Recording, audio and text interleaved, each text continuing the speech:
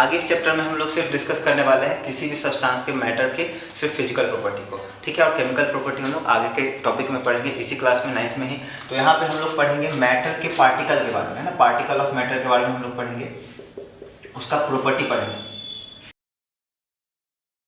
तो इसमें प्रॉपर्टीज में 2-3 बातें यहाँ पे हम लोग को समझना है। पहला प्रॉपर्टी क्या कहता है,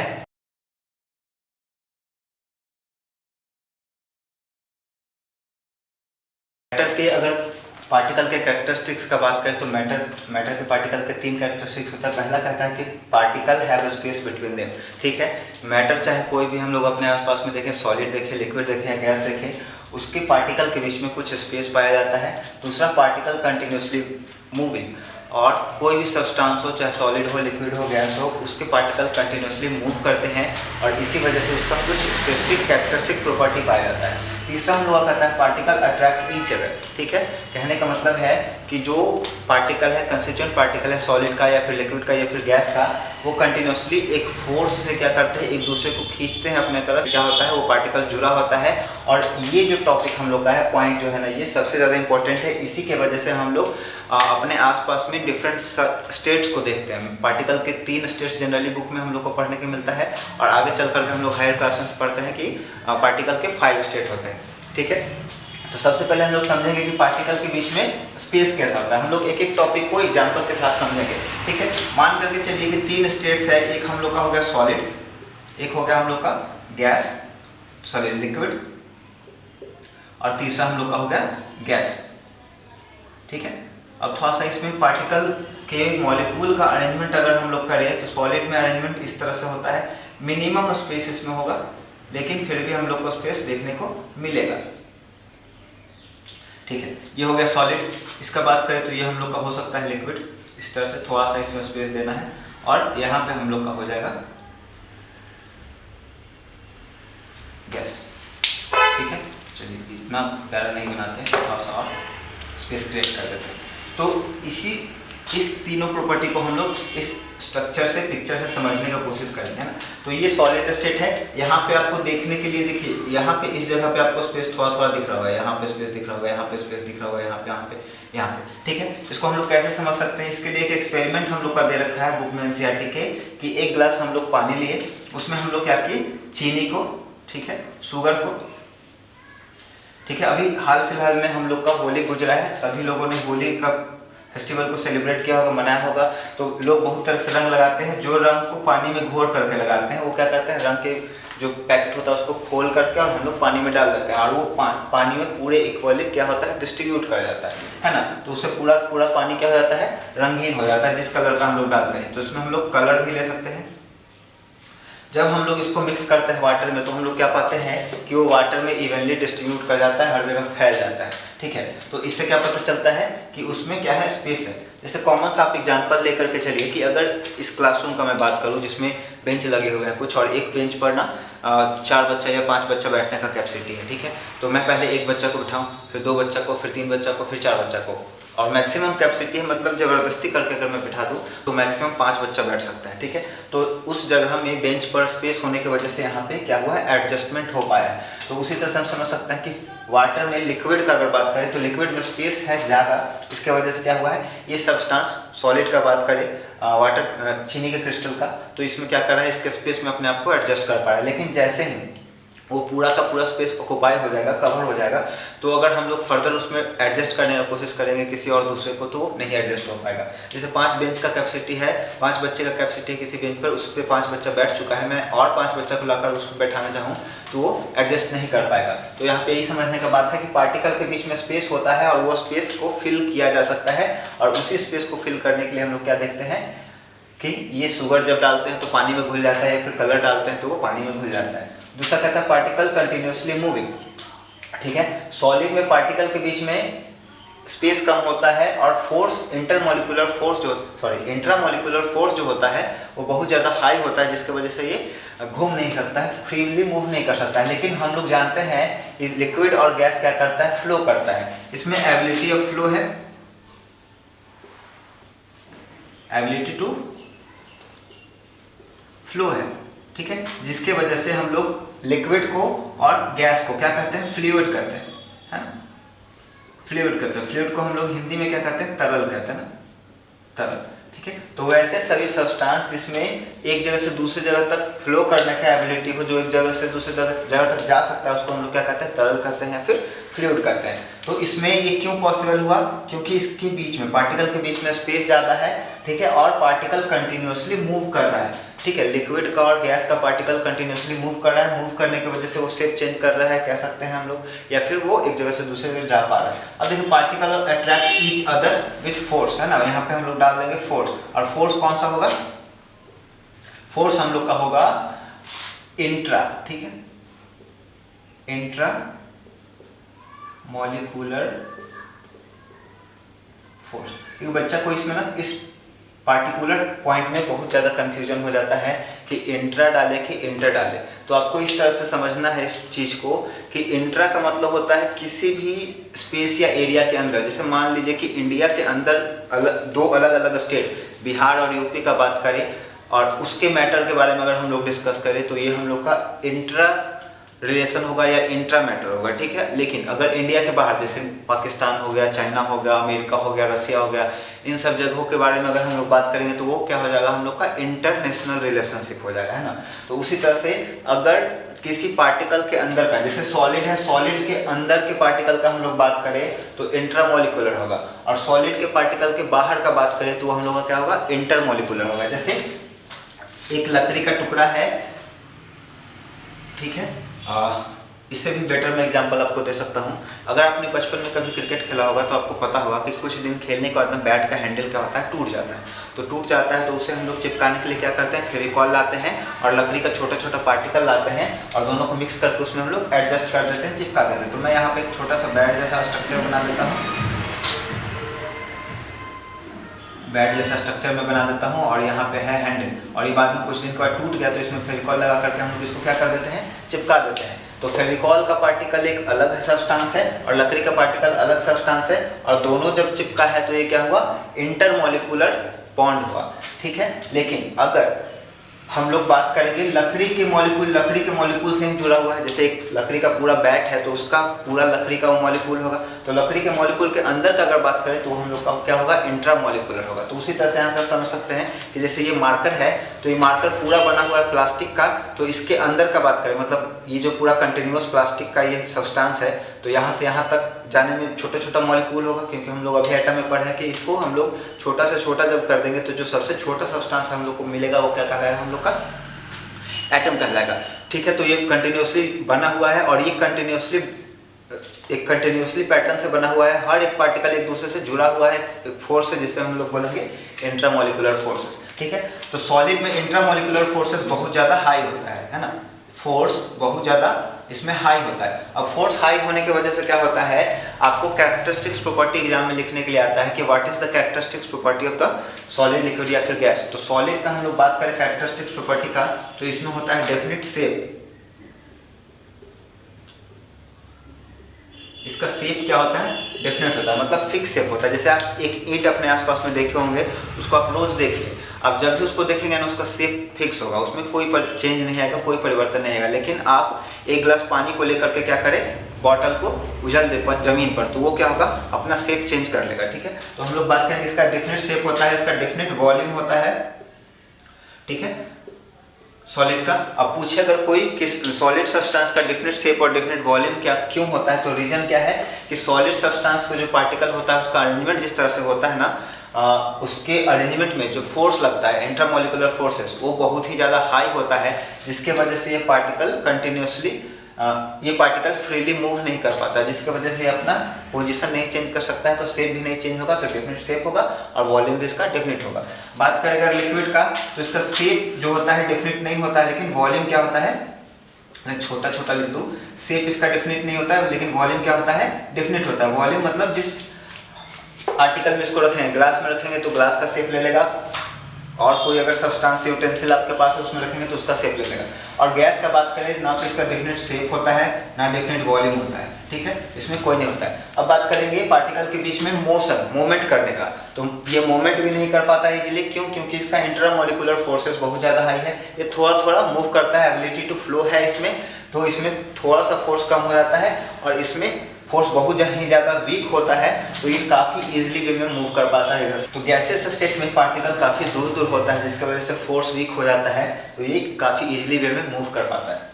ठीक है, तो ये क्या कहता है इसमें, अब बात करें फोर्स अप्लाई होता है जिस सब्सटेंस में हम लोग रखेंगे सॉलिड को, लिक्विड को, गैस को। ठीक है, इसको हम लोग कंटेनर में हम लोग स्टोर करके भी रख सकते हैं। तो सॉलिड को जिस कंटेनर में रखेंगे ना वो उसके बॉटम पे क्या करेगा, फोर्स लगाएगा। जब भी हम लोग सॉलिड को भरेंगे तो अपने बॉटम पे, नीचे तली पे क्या करेगा, फोर्स लगाएगा।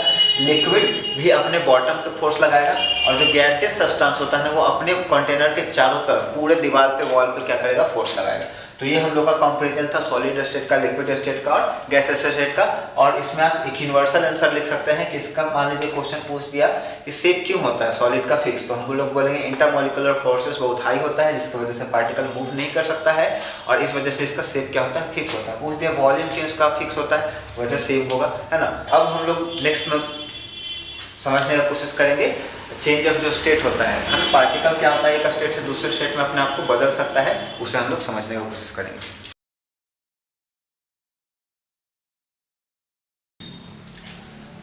तो अब नेक्स्ट टॉपिक हम लोग का है कि जो हम लोग के आसपास में मैटर पाया जाता है ना, सॉलिड, लिक्विड, गैस।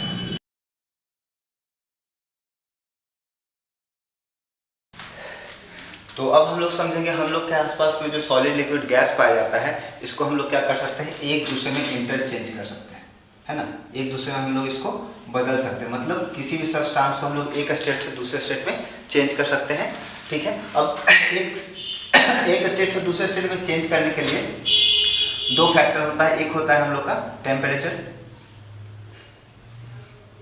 दूसरा होता है हम लोग का प्रेशर। ठीक है, टेम्परेचर और प्रेशर। तो मान करके चलते हैं कि एक सब्सटेंस है जो सॉलिड स्टेट में है उसको सॉलिड से लिक्विड में बदलना है। तो सॉलिड से लिक्विड में बदलने के लिए हम लोग क्या करेंगे, उसको हीट अप करेंगे, है ना, हीट देंगे हम लोग, मतलब टेम्परेचर को क्या करेंगे, बढ़ाएंगे।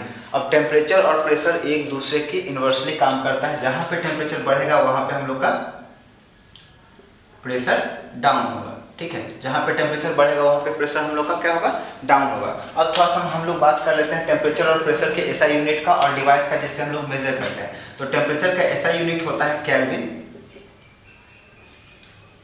केल्विन, और इसको मेजर करते हैं हम लोग थर्मोमीटर से, थर्मोमीटर से। प्रेशर का एसआई यूनिट होता है पास्कल और इसको हम लोग मेजर करते हैं बैरोमीटर से। एटमॉस्फेरिक प्रेशर का बात करें तो बैरोमीटर से, बैरोमीटर से हम लोग इसको मेजर करेंगे। बहुत बढ़िया। तो देखिए क्या बोला मैंने कि अगर किसी सब्सटेंस को सॉलिड स्टेट से लिक्विड स्टेट में बदलना है तो उसे हम लोग क्या करेंगे, टेम्परेचर देंगे और प्रेशर को रिलीज करेंगे, तब वो लिक्विड स्टेट में चला जाएगा। होगा यहाँ पे क्या, इसका मॉलिक्यूलर जो अरेंजमेंट है वो क्या होगा, वीक होगा और वो उसके बीच में स्पेस क्रिएट होगा जिससे वो लिक्विड स्टेट में बदल जाएगा। ठीक है, पार्टिकल मोशन में आ जाएगा। इसके बाद फिर इसको हम लोग हीट करेंगे तो गैसेस स्टेट में बदल जाएगा। तो इसके लिए साइंटिस्ट ने इसका ना कुछ नाम दे दिया, जैसे सॉलिड स्टेट से लिक्विड स्टेट में गया तो इसको हम लोग बोलते हैं फ्यूजन, या फिर इसको हम लोग मेल्टिंग भी कह सकते हैं, पिघलना, है ना, पिघलना। लिक्विड से गैस में बना तो इसको हम लोग बोलेंगे वेपोराइजेशन।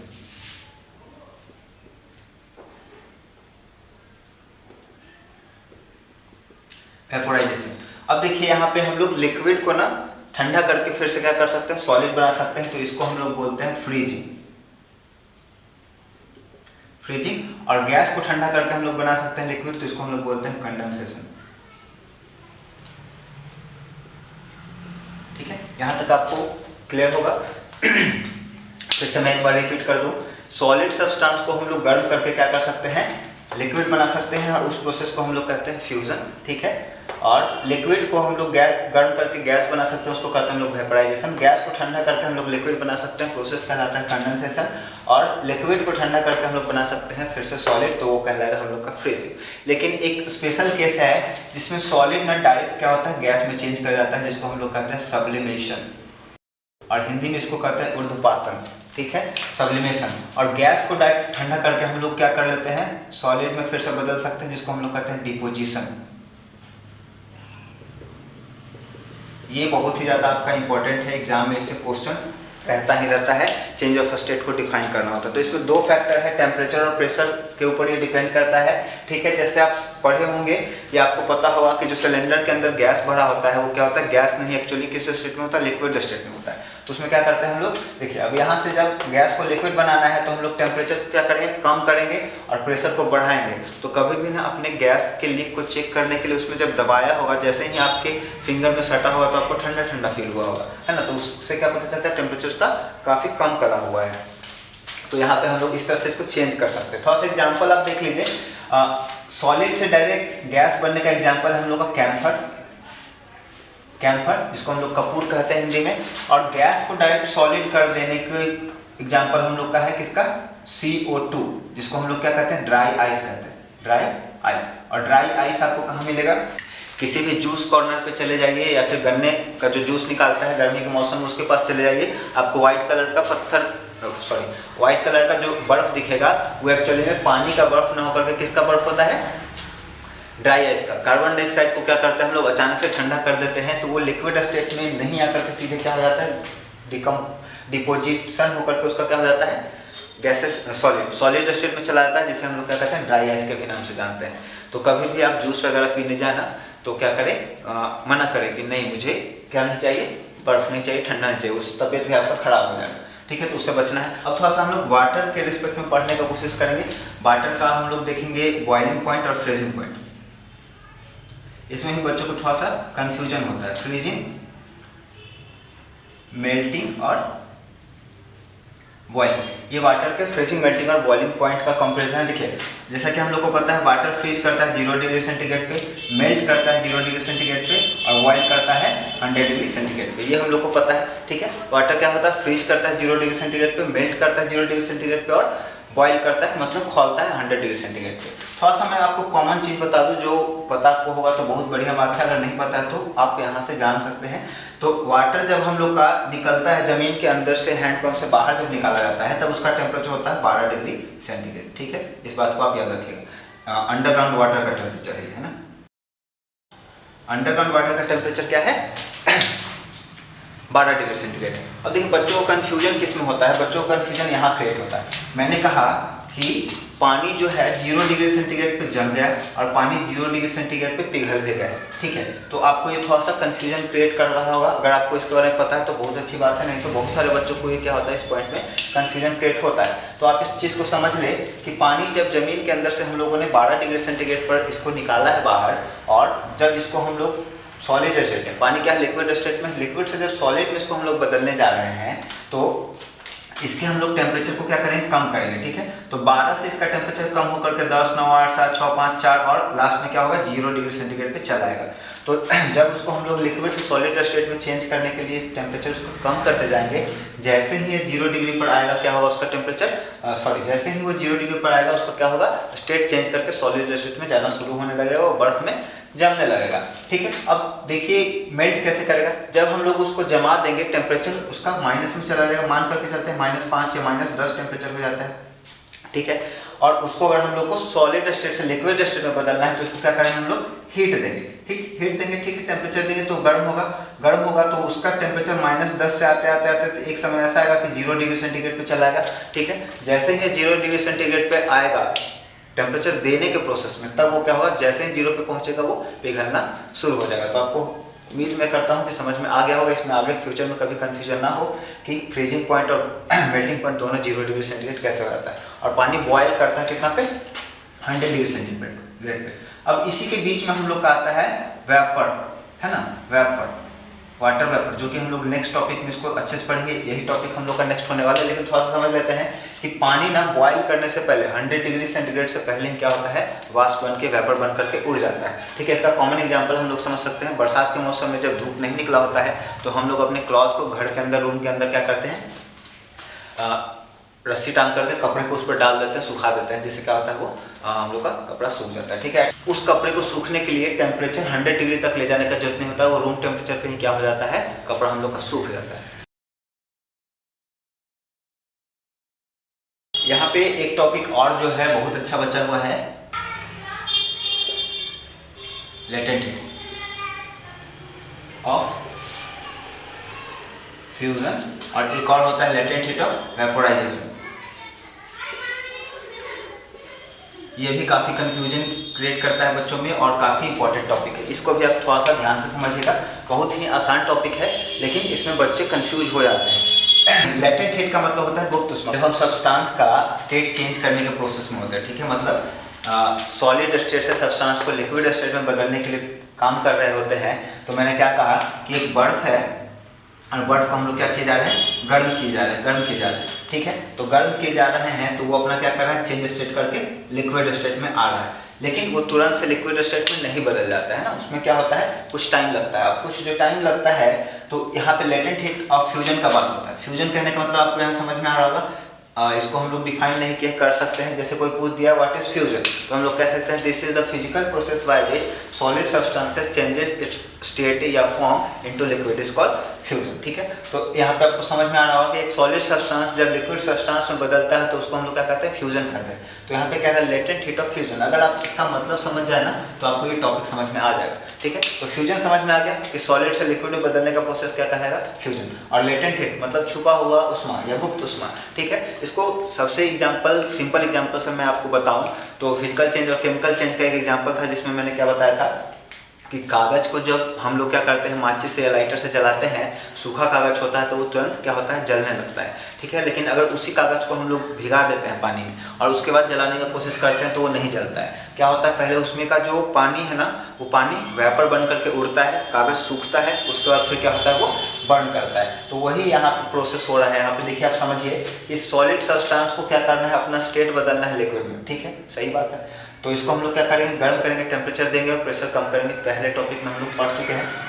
लेकिन जब टेम्परेचर हम लोग देते हैं तो होता क्या है, देखिए सिंपल सा आप स्ट्रक्चर समझिए कि ये सॉलिड है जिसमें पार्टिकल क्या है, बहुत पास है, बहुत ही ज़्यादा पास है, और इसको लिक्विड स्टेट में बदलना है। कहने का मतलब है कि पार्टिकल के बीच में स्पेस क्रिएट करना है और पार्टिकल को दूर भेजना है, ठीक है। तो जब इसको हम लोग सॉलिड से लिक्विड में बदलने के लिए गर्म करते हैं तो कुछ समय ऐसा बीतता है जिसमें क्या होता है, ये गर्म करने के बावजूद भी ये सब्सटेंस, ये जो सॉलिड सब्सटेंस हम लोग गर्म कर रहे हैं लिक्विड में बदलने के लिए, ठीक है, वो हीट दिए जा रहे हैं, हम लोग दिए जा रहे हैं, लेकिन इसके टेम्परेचर में कोई चेंज नहीं आता है, ठीक है। टेम्परेचर में चेंज नहीं आता है तो जो हम लोग टेम्परेचर दे रहे हैं इसको स्टेट बदलने के लिए, वो टेम्परेचर जा कहाँ रहा है, वो टेम्परेचर छुप जा रहा है, उसी को हम लोग क्या कर रहे हैं, गुप्त ऊष्मा कर रहे हैं, ठीक है, समझिएगा ध्यान से। मतलब हम लोग सॉलिड को क्या कर रहे हैं, गर्म कर रहे हैं स्टेट चेंज करने के लिए, इसका टेम्परेचर देने के बाद इसका टेम्परेचर राइज करना चाहिए था, बढ़ना चाहिए था, लेकिन वो बढ़ा नहीं, टेम्परेचर क्या हो गया, छुप गया, पता ही नहीं चला टेम्परेचर जा कहाँ रहा है, तो टेम्परेचर गया कहाँ। तो यहाँ पे आप ध्यान से समझिए कि जो हम लोग हीट दे रहे हैं ना, वो हीट क्या कर रहा है, ये जो पार्टिकल के बीच में जो फोर्स लग रहा था, इंट्रामोलिकुलर फोर्सेस, जो कि बहुत ही ज़्यादा हाई था, इस फोर्स के बॉन्ड को तोड़ने में वो चला जा रहा है हीट हम लोग का, है ना। तभी तो वो पार्टिकल को जब बॉन्ड टूटेगा तब वो दूर हो जाएगा। जैसे ही वो दूर हो जाएगा तो उसका स्टेट चेंज होकर के क्या हो जाएगा, फिर से लिक्विड स्टेट में चला जाएगा, ठीक है। तो लेटेंट हीट ऑफ फ्यूजन क्या हम लोग कर सकते हैं कि जब हम किसी सॉलिड सब्सटेंस को लिक्विड में बदलते हैं तो लिक्विड बदलने के प्रोसेस में, ठीक है, जब हम लोग हीट उसको प्रोवाइड करते हैं, जब उसको हम लोग हीट देते हैं तो क्या होता है, हीट देने के बावजूद भी उसका टेम्परेचर चेंज नहीं करता है और वो टेम्परेचर कहाँ चला जाता है, उसके मॉलिक्यूल के बीच में जो फोर्स लग रहा है उसके फोर्स को तोड़ने में, और इस पूरे प्रोसेस में क्या होता है, उसका टेम्परेचर राइज नहीं करता है। इसी को हम लोग क्या कहते हैं, गुप्त ऊष्मा कहते हैं, लेटेंट हीट ऑफ फ्यूजन कहते हैं। मुझे उम्मीद है आपको ये समझ आ गया होगा टॉपिक। तो लेटेंट हीट ऑफ वेपोराइजेशन भी वही हम लोग का सेम है कि लिक्विड स्टेट को वेपर स्टेट में, गैसेस स्टेट में बदलने के लिए जब हम लोग हीट देते हैं तो कुछ अमाउंट ऑफ हीट ना क्या होता है, इसके बॉन्ड को तोड़ने में लग जाता है और इस प्रोसेस में उसका टेम्परेचर राइज नहीं करता है, तो उसको हम लोग क्या कहते हैं, लेटेंट हीट ऑफ वेपोराइजेशन करते हैं। मतलब आपको सिंपल ये समझना है कि सॉलिड से लिक्विड बदलने में जब हम लोग हीट देते हैं तो टेम्परेचर राइज नहीं करता है, टेम्परेचर कहाँ चला जाता है, इसके बॉन्ड को तोड़ने में। तो ये जो छुपा हुआ एनर्जी था, जो ये कंज्यूम कर लिया है ना, चेंज स्टेट करने में कंज्यूम कर लिया और अपने टेम्परेचर को भी नहीं बढ़ाया, तो वही क्या हुआ है, छुपा हुआ जो एनर्जी है उसी को हम लोग कहते हैं लेटेंट हीट ऑफ फ्यूजन। मुझे उम्मीद है पूरी अच्छी तरह से आपको समझ में आ गया होगा। अगर नहीं आया है तो इसको कंटिन्यू बार 2 बार 3 बार देखें, ठीक है। अगर वीडियो आपको पसंद आ रहा होगा तो अपने दोस्तों और परिवार के सदस्यों के बीच में जो भी ज़रूरतमंद है उन्हें आप शेयर कर सकते हैं। तो इस पूरे वीडियो का आपको एक अच्छे तरीके से नोट्स बना करके मिलेगा, जो कि मैं आपको अपने टेलीग्राम के चैनल पे शेयर कर दूंगा। लिंक आपको मैं डिस्क्रिप्शन में दे दूंगा, वहाँ से आप आकर के ज्वाइन कर लें और PDF से आप अपना नोट्स बना सकते हैं। काफ़ी अच्छा नोट्स होगा, मैं उम्मीद करता हूँ आपको पसंद आए, ठीक है। तो अब हम लोग का जो लास्ट टॉपिक बचा हुआ है उसे हम लोग डिस्कस करेंगे।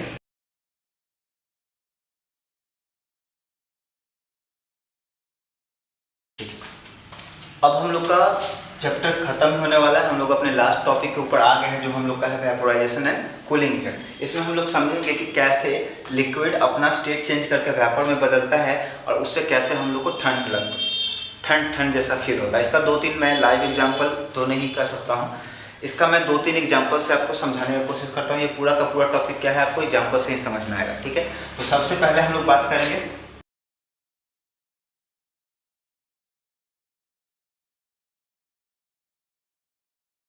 ये 3 टॉपिक है जिसके मदद से हम लोग वेपोराइजेशन और कूलिंग इफेक्ट को समझेंगे। तो वेपोराइजेशन आपको पता है क्या होता है, एक चेंज ऑफ स्टेट है जिसमें क्या होता है लिक्विड सब्सटेंस अपने स्टेट को चेंज करके गैसेस सब्सटेंस में जाता है, ठीक है। हीट लेगा इस समय लिक्विड से गैस को बदलने के लिए और टेम्परेचर को बढ़ाएगा, प्रेशर को घटाएगा, ठीक है, प्रेशर को घटाएगा। तो इसमें सबसे पहले हम लोग समझने की कोशिश करते हैं ये वेपोराइजेशन होता क्या। वेपोराइजेशन प्रोसेस तो नेचुरल हम लोग देख लिया, अगर एक्सटर्नली हम लोग उसको वेपर बनाने के लिए हीट दे रहे हैं तब वो वेपोराइजेशन हो गया, ठीक है। लेकिन नेचर में हम लोग हर समय क्या होता है उसको हीट प्रोवाइड नहीं करते हैं। तो नेचर में ऐसा सिस्टम बना हुआ है कि वो खुद से अपने आसपास में जहाँ से भी जुगाड़ लगता है हीट को एब्जॉर्ब करता है और हीट को लेकर के क्या करता है वो वेपर में बदल जाता है ना। कपड़ा सूखने वाला एग्जाम्पल अभी मैंने थोड़ी देर पहले आपको बताया था। कुछ फैक्टर होगा जो वेपोराइजेशन के ऊपर इफेक्ट डालेगा। फैक्टर का बात करेंगे तो एरिया होगा, जितना ज़्यादा हम लोग कपड़ा को फैला करके रखेंगे उतना जल्दी वो वेपोराइज करेगा। टेम्परेचर होगा, ठीक है, जितना ज़्यादा टेम्परेचर होगा उतना जल्दी वेपोराइज करेगा। और तीसरा हम लोग का ह्यूमिडिटी होता है। ह्यूमिडिटी कहने का मतलब है कि पानी जब वाटर वेपर बनता है तो वाटर वेपर बन करके ना एयर में वो घूमते रहता है, वाटर ड्रॉपलेट वही आगे चल करके ऊपर जाता है और क्लाउड का फॉर्मेशन करता है, ठीक है। इसमें एक चीज़ आप ऐड कर लीजिएगा, मैं लिखूंगा नहीं, कि जो हम लोग का ह्यूमिडिटी है उसे नापने के लिए एक डिवाइस होता है जिसका हम लोग हाइग्रोमीटर कहते हैं, हाइग्रोमीटर, ठीक है। ये कंपटीशन में काफ़ी पूछा जाता है,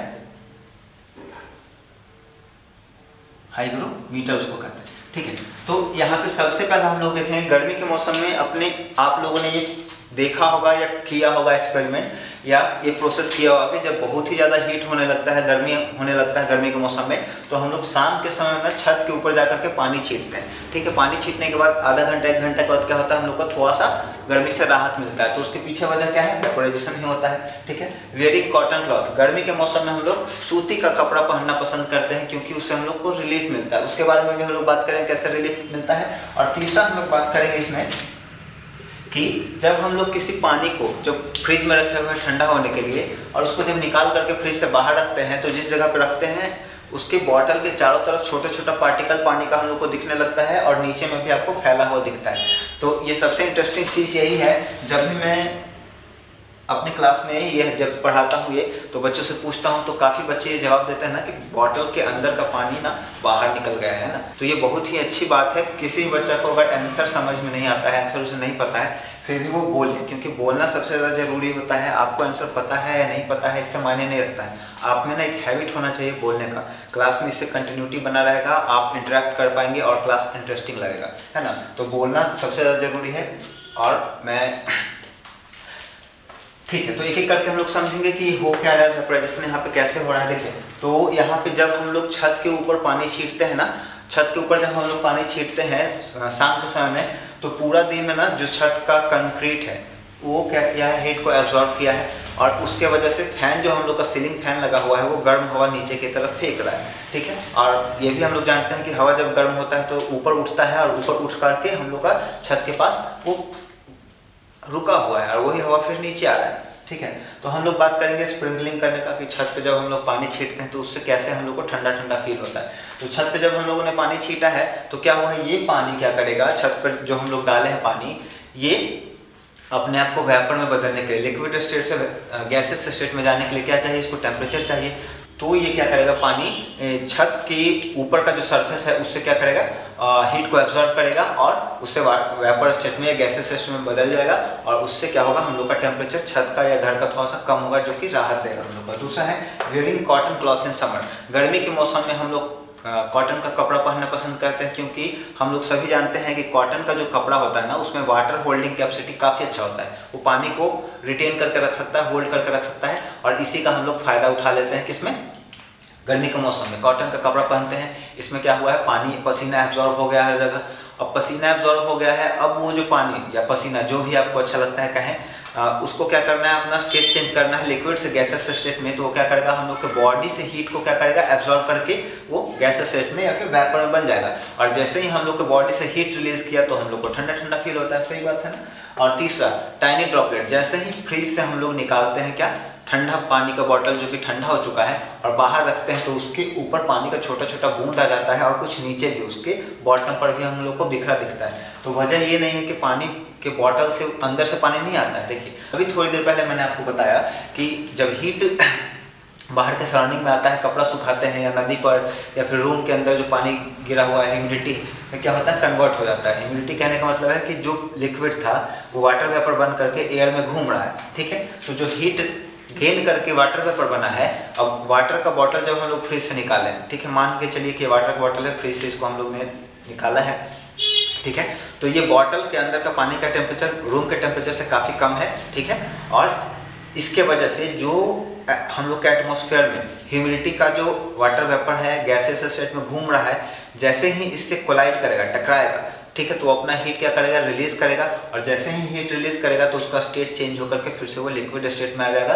तो अगर आपने पहले कभी ये आंसर दिया है कि वाटर बॉटल के ऊपर जो पानी जमता है वाटर के बॉटल के अंदर से आता है, तो इसको क्लियर कर लीजिए, कंफर्म कर लीजिए कि वो क्या होता है, जो आपका ह्यूमिडिटी है ना, जो स्टेट चेंज किया हुआ है हीट लेकर के, जैसे ही वाटर बॉटल के कांटेक्ट में आता है तो हीट रिलीज कर देता है और फिर से वो अपना लिक्विड स्टेट में आ जाता है ना। तो ये हम लोग का पूरा चैप्टर था, फर्स्ट चैप्टर कंप्लीट हो चुका है यहाँ से। इसके बाद आप कुछ एक्सरसाइज का क्वेश्चन करके कोशिश करिएगा करने का प्रैक्टिस, अगर बनता है तो ठीक है। अगर किसी टॉपिक में आपको प्रॉब्लम रह गया है, ऐसा लगा है कि समझ में नहीं आया, तो आप कमेंट बॉक्स में आकर कमेंट कर सकते हैं। तो मुझे उम्मीद है यह वीडियो आपके लिए काफ़ी हेल्पफुल होगा। Thank you so much.